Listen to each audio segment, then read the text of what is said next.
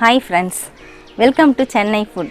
எல்லார் வீட்லயுமே இருக்கக்கூடிய கோதுமை மாவை வச்சு காரசாரமான கிறிஸ்பியான ஒரு ஈவினிங் ஸ்நாக்ஸ் எப்படி செய்யறதுன்னு பார்க்க போறோம். வாங்க பார்க்கலாம். ஃபர்ஸ்ட் ஒரு மிக்சிங் பவுல் எடுத்துக்கோங்க. நான் 1 கப் அளவுக்கு கோதுமை மாவு எடுத்துர்க்கேன். அதை இதல சேர்த்து விட்டுறலாம். 1/4 ஸ்பூன் அளவுக்கு ரெட் சில்லி பவுடர் அதை சேர்த்துக்கலாம். 1/4 ஸ்பூன் அளவுக்கு மஞ்சள் பொடி அதையும் சேர்த்துறலாம். 1/4 ஸ்பூன் அளவுக்கு சால்ட் இதையும் சேர்த்து விட்டுறலாம். இதெல்லாத்தையும் நல்லா கலந்துக்கலாம். நல்லா கிறிஸ்பியான காரசாரமான ஒரு ஈவினிங் ஸ்நாக்ஸ் தாங்க நம்ம செய்ய போகிறோம். உங்களுக்கு எவ்வளவு தேவையோ அந்த அளவுக்கு நீங்கள் மாவு எடுத்துக்கலாம். நான் 1 கப் அளவுக்கு தான் எடுத்துருக்கிறேன். எல்லாத்தையும் நல்லா கலந்து விட்டாச்சுங்க. சூடான எண்ணெய் சேர்த்து விட்டுக்கலாம். நான் பொரிக்கிறதுக்காக அடுப்பில் கடாயில் எண்ணெய் ஊற்றி வச்சுருக்கேன். அதிலிருந்து ஒரு அரை குழி கரண்டி மட்டும் நான் எடுத்துக்கிறேன். இந்த எண்ணெய் சேர்க்கறதுனால இந்த ஸ்நாக்ஸ் நல்லா கிறிஸ்பியாக இருக்கும். அதுக்காக தான் நம்ம சேர்க்குறோம். சேர்த்து விட்ட உடனே கை வைக்காதீங்க. ஸ்பூன் போட்டு கலந்துக்கலாம். கொஞ்சம் சூடு குறையணும். எண்ணெய் சூடு ஆறுனதுக்கப்புறமா நம்ம கை வச்சு பசஞ்சிக்கலாம். சூடான எண்ணெய் சேர்த்துட்டு நல்லா கலந்து விட்டாச்சுங்க. பாருங்கள், கலந்ததுக்கப்புறம் மாவு இப்படி தான் இருக்கும். இப்போ கொஞ்சம் கொஞ்சமாக தண்ணி சேர்த்துட்டு நல்லா சப்பாத்தி மாவு பதத்துக்கு கட்டியாக பசைஞ்சு எடுத்துக்கலாம். கொஞ்சம் கொஞ்சமாக தண்ணி சேர்த்துட்டு மாவு பசைஞ்சு எடுத்துட்டேங்க. பாருங்கள், நல்லா சப்பாத்தி மாவு பதத்துக்கு கட்டியாக இருக்குது. இதை நாம் சின்ன சின்ன உருண்டைகளாக உருட்டி எடுத்துக்கலாம். பசஞ்ச மாவை நான் உருட்டி எடுத்துட்டேங்க. மொத்தம் எனக்கு 5 பீஸ் வந்திருக்கு. ஒரு பீஸஸாக நம்ம திரட்டிக்கலாம். நான் மேடை வச்சு தான் திரட்ட போகிறேன்.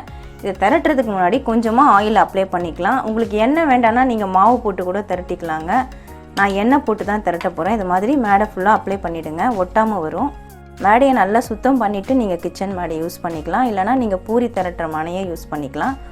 நல்லா மெலிசாக தேய்ச்சிக்கோங்க. எவ்வளோ மெலிசாக தேய்க்கிறோமோ அவ்வளவும் கிறிஸ்பியாக இருக்கும். இதே மாதிரி மெலிசாக திரட்டி எடுத்துக்கோங்க. இப்போ நம்ம சுற்றிலும் கட் பண்ணி எடுத்துக்கலாம். நல்லா ஸ்கொயர் ஷேப் இல்லைனா ரெக்டாங்கிள் ஷேப் வர மாதிரி கட் பண்ணிக்கோங்க. லெவல் பண்ணுறதுக்காக தான் நம்ம கட் பண்ணுறோம். இந்த பீசஸ்லாம் நமக்கு வேஸ்ட் ஆகாதுங்க. மறுபடியும் திரட்டிக்கலாம். இந்த சைடில் கொஞ்சம் கிராஸ் இருக்குது, அதனால் நான் கட் பண்ணிக்கிறேன். இதை நான் 3 பார்ட்டாக கட் பண்ண போகிறேன், சின்ன சின்ன பீசஸாக வர மாதிரி. உங்களுக்கு என்ன சைஸில் வேணுமோ அந்த சைஸில் நீங்கள் பண்ணிக்கலாங்க. இப்போ இதிலேருந்து ஒரு பீசஸ் எடுத்துடலாம். எடுத்துட்டு இந்த மாதிரி வச்சு பார்த்தீங்கன்னா 4 கார்னர் நமக்கு இருக்குது. இந்த 4 கார்னரில் 2 கார்னரை இந்த மாதிரி சேர்த்துருங்க. சேர்த்துட்டு இந்த 2 கார்னரை நம்ம திருப்பி சேர்த்து விடணும். இந்த மாதிரி சேர்த்துருங்க. அவ்வளோதாங்க, சூப்பரான அழகான ஒரு டிசைன் நமக்கு கிடச்சிடுச்சு. இதே மாதிரி எல்லா பீஸையும் நம்ம ரெடி பண்ணிக்கலாம். பிசைஞ்ச மாவு எல்லாத்தையும் நான் திரட்டி கட் பண்ணி இந்த மாதிரி ஷேப்பில் பண்ணிட்டேங்க. எல்லா பீஸுமே ரெடி பண்ணியாச்சு. பொரிக்கிறதுக்காக நான் அடுப்பில் கடாய் வச்சு எண்ணெய் ஊற்றி வச்சுருக்கேன். எண்ணெயும் இப்போ நல்லாவே காஞ்சிடுச்சுங்க. கொஞ்சம் கொஞ்சமாக எண்ணெயில் சேர்த்து விட்டுடலாம். எண்ணெய் நல்லா சூடான உடனே மீடியம் ஃப்ளேமில் வச்சுக்கோங்க.